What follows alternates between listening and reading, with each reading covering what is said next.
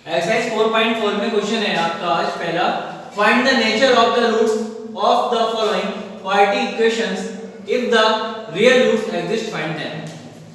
तो आपसे क्या कहा गया है कि जो नेचर है, आपने उसमें देखा था क्वाड्रेटिक फॉर्मूला में आया था b² - 4ac।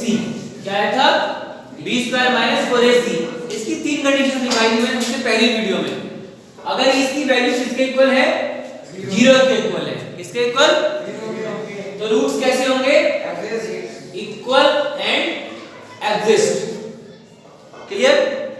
और अगर b² - 4ac ग्रेटर है 0 से, तब भी रूट्स क्या होंगे? अनइक्वल होंगे। एंड एग्जिस्ट, यहां भी एग्जिस्ट होंगे, यहां पर रियल और यहां पर भी रियल। और अगर b² - 4ac लेस देन है 0 से, 0 से छोटा नंबर माइनस में होगा, तब कैसे होंगे? अनइक्वल तो होंगे ही। नो एग्जिस्ट और इमेजिनरी। कैसे? इसी इमेजिनरी कंडीशन को आगे नेक्स्ट क्लास में पढ़ोगे, कॉम्प्लेक्स नंबर में। इसमें पढ़ोगे 11th क्लास में जाके। तीनों बातें क्लियर? अब यही वैल्यू हमें फाइंड करनी है तीनों कंडीशन में, b² - 4ac। अगर 0 आता है तब एग्जिस्ट होंगे, 0 से बड़ा यानी पॉजिटिव आता है प्लस का, तब भी एग्जिस्ट होंगे। और अगर 0 से छोटा है माइनस में, तब एग्जिस्ट नहीं होंगे। साथ ही इसने ये कहा है if the real roots exist find them. अगर रूट्स एग्जिस्ट हैं तो उनको फाइंड भी करना है। क्लियर? जिसका नहीं है इसको नोट कर लेना। और फर्स्ट पार्ट देख लो पहले। फर्स्ट कंडीशन है आपकी 2x² - 3x + 5। जिस तरह से हम क्वाड्रेटिक इक्वेशन में कंपेयर कराते थे, उसी प्रकार हमें यहां कंपेयर करानी है। कंपेयर किससे कराते थे? बोलो। ax² + bx + b = 0 से। तो a की पोजीशन पे कितना आ जाएगा? 2, b की पोजीशन पर 3 और c की पोजीशन पर 5। तो वैल्यू किसकी फाइंड करते हैं? b² - 4ac। b की वैल्यू कितनी है? का whole square plus -4 into a की वैल्यू कितनी है? 2 इनटू c की वैल्यू कितनी है? 5। तो कितना आ गया? माइनस का स्क्वायर तो प्लस होगा, और 3 का स्क्वायर 3 3 जा 9 -4 2 जा 8 5 जा 40। कितना आ गया? माइनस का 31। तो 0 से छोटा है, माइनस की सही वैल्यू 0 छोटी होती है, तो किसमें आ गया? इमेजिनरी। कैसे होंगे रूट्स? यानी नो एग्जिस्ट या इमेजिनरी। इमेजिनरी का मतलब है जैसे √-5 आ गया तो इमेजिनरी कहलाएगा। ठीक है? यहां पर कॉम्प्लेक्स नंबर आएगा 11th क्लास में, इसका मतलब होगा √-1 × √5। और कॉम्प्लेक्स नंबर i की वैल्यू होगी, आइटा कहते हैं। i की वैल्यू कितनी हो गई?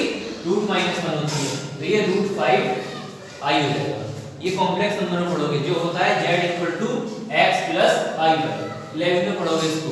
दोनों चैप्टर एक साथ आएंगे, complex number and quadratic equation.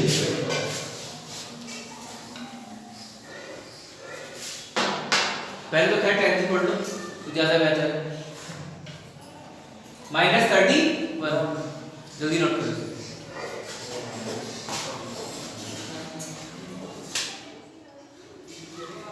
ये बात तो क्लियर होगी, इमेजिनरी है। कंडीशन कौन सी फॉलो करी थी? b² - 4ac < 0। क्योंकि -31 क्या था?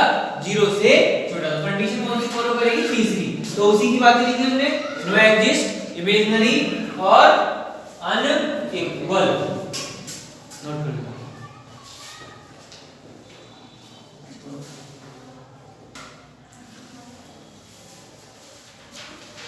3x² - 4√3x + 4 = 0। कराना वही है कंपेयर किससे? ax² + bx + c = 0। a equal to b equal to और c इक्वल टू 4। क्लियर? तो b square minus 4ac equal to b की वैल्यू माइनस 4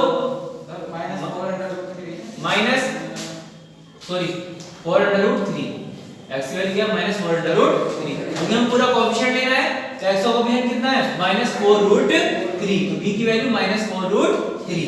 क्या लेंगे यहाँ पे माइनस 4 रूट 3 का whole square minus 4 into a की वैल्यू 3 और c की वैल्यू 4। माइनस का स्क्वायर क्या होता है प्लस, तो 4 का स्क्वायर 16। क्या कर रहे हैं यहाँ पे 4 रूट 3 की 4 रूट 3 से मल्टीप्लाई 4 4 जा 16 रूट 3 की रूट 3 से 3 16 3 जा 48 माइनस 4 3 जा 12 4 जा 48। तो बेटा कितना आ गया यहाँ 0 ये नोट कर लिया। क्वेश्चन तो सबका थर्ड पार्ट उतरा हुआ है।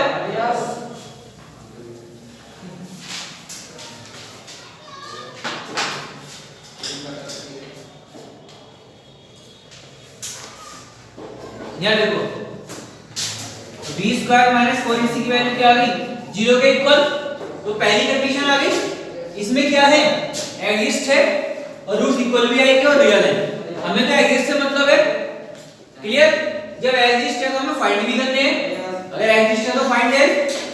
तो क्या करेंगे क्वेश्चन को ले लेंगे पहले सीधे वही लगा दो क्वाड्रेटिक फॉर्मूला भी लगा सकते हो और फैक्टर भी लगा सकते हो। ठीक है? तो x equal to minus b square minus b plus minus root b square minus 4ac upon 2। यही फॉर्मूला लगाया था हमने क्वाड्रेटिक फॉर्मूले का। हमने यही क्यों यूज किया यहाँ पे क्योंकि हमारे पास ये थी b square minus 4ac value हम फाइंड कर चुके हैं, सीधे वैल्यू पुट कर देंगे। तो x equal to minus b की वैल्यू कितनी है माइनस का 4 रूट 3 प्लस माइनस रूट। अब b square minus 4ac value कितनी निकाली थी 0 अपॉन 2 इनटू कितनी आ जाएगी वैल्यू a की वैल्यू 3।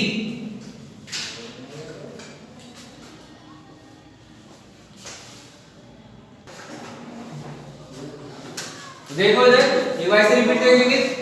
हमने कौन सा फॉर्मूला लिया दरअसल फॉर्मूला लिया क्योंकि b स्क्वायर माइनस 4ac की वैल्यू आपके पास थी।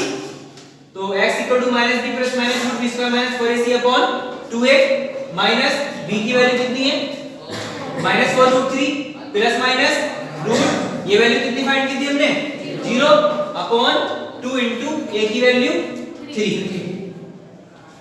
ये तो हो गया सबका। यस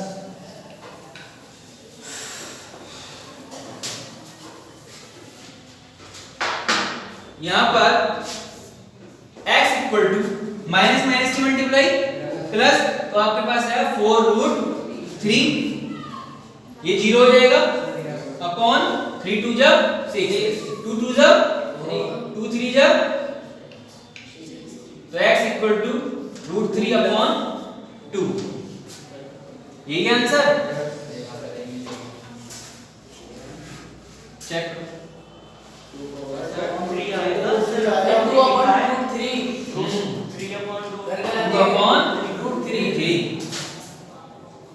चलो आंसर को कल तो भाई 2 2 जा 4 और ये 2 3 जा 6, तो कितना आ गया 2 अपॉन 3।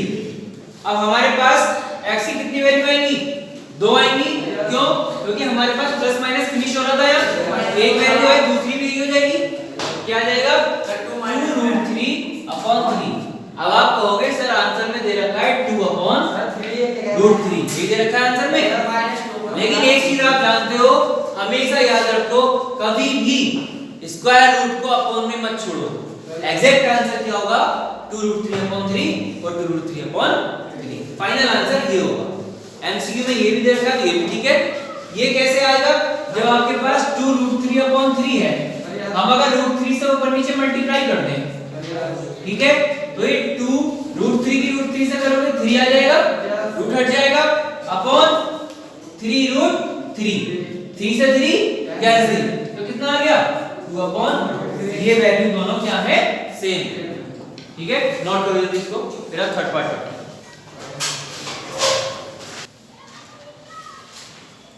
थर्ड पार्ट है 2x² - 6x + 3 = 0। क्या करना है, कंपेयर कराएंगे पहले किससे, ax² + bx + c = 0। तो a इक्वल टू कितना हो जाएगा, 2, b equal to -6, c equal to 3। Value किसकी फाइंड करेंगे, b² - 4ac equal to b की वैल्यू -6 का होल स्क्वायर -4 इंटू a की वैल्यू 2 और c की वैल्यू 3, माइनस का स्क्वायर प्लस और 6 का स्क्वायर 36 माइनस 4 2 जा 8 3 जा 24। कितना आ गया, 6 में से 4 2, 3 में 2 1, तो b² - 4ac की वैल्यू कितनी है, 12 आई। तो b² - 4ac 0 से क्या हो गया, बड़ा हो गया। 12 प्लस का 0 से बड़ा होगा। जब 0 से बड़ा है तो क्या होगा, अनइक्वल रूट्स होंगे, एग्जिस्ट होंगे। क्या होंगे, अगर इक्वल टू 0 होता है तो एग्जिस्ट तो होते हैं, साथ ही इक्वल होते हैं। तो पिछली कंडीशन में क्या था, 0 के बराबर आया था तो इक्वल भी आएंगे रूट्स। अब यहाँ पर 0 से बड़ा है तो रूट्स अनइक्वल होंगे। तो सीधे लगा दो, x इक्वल टू फाइंड भी करने हैं वो, तो x equal to -b plus root b² - 4 यहाँ लिख देंगे एग्जिस्ट। क्या लिख देंगे, exist, unequal and real upon में 2a। तो x इक्वल टू -b की value -6 plus root b² - 4ac कितना आया था, 12 अपॉन 2 इंटू a की वैल्यू 2। नोट करो,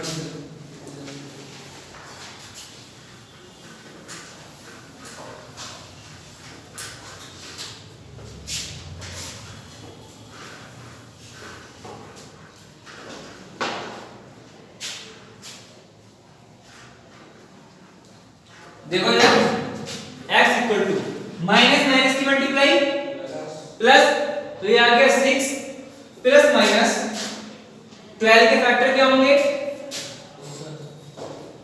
2 6 जा 12, 2 3 जा 6, 3 1 जा 3, एक पेयर 2 बाहर आ जाएगा तो ये 2 अंदर क्या बचेगा, √3, नीचे 2 2 जा 4, ऊपर से कुछ कॉमन आ रहा है, 2 कॉमन आ रहा है, ब्रैकेट में 3 प्लस माइनस √3 बचेगा अपॉन 4, 2 2 जा 4, तो x equal to 3 plus minus √3 upon 2। ये x की दो वैल्यू आ गई, एक बार प्लस लेने पर एक बार माइनस लेने पर। तो फाइनली क्या लिखेंगे, x equal to 3 plus √3 upon 2 comma 3 minus √3 upon, यानी एक बार टेक पॉजिटिव टेक नेगेटिव। कल क्वेश्चन कराया था ऐसे ही लास्ट क्लास में, पॉजिटिव लेने पर प्लस दे देंगे, माइनस लेने पर, ठीक है, नोट कर लो सब। इसका अभी हाथ के हाथ क्वेश्चन नंबर 2 समझो, एक मिनट यहीं पे समझ लो। क्वेश्चन नंबर जो 2 है इसका एक पार्ट करा रहा हूं मैं। फर्स्ट पार्ट है 2x² plus kx plus 3 equal to 0, plus 3 equal to 0। उसने कहा है रूट्स क्या हैं, इक्वल है। कैसे है, इक्वल की कंडीशन कौन सी है, b² - 4ac इक्वल टू 0। इसकी आप कंपेयर कराओगे x² + bx + c equal to 0 से।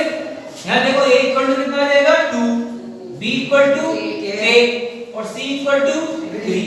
रख किस में देंगे, b² - 4ac इक्वल टू 0 में, तो k की वैल्यू फाइंड हो जाएगी। Clear, question number 2 complete. Third question आपका पिछले एक्सरसाइज की तरह है, लेंथ और विड्थ निकाल लिए।